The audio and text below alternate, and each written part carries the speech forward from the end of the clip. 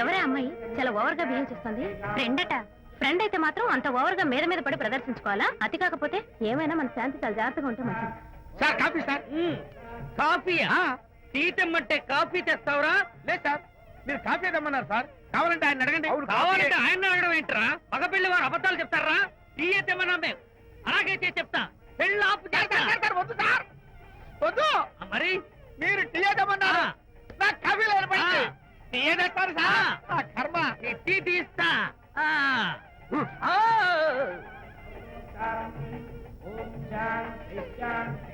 పెళ్లికి ముందు ఎన్ని తిరుగులు తిరిగినా అదో దారి. ఓ పక్కన ఇంకో అమ్మాయితో పెళ్ళవుతుంటే అదేటమ్మా బొత్తిగా సిగ్గు లేకుండా. వాళ్ళకి ఏ స్నేహితాలున్నాయో మనకెందుకు?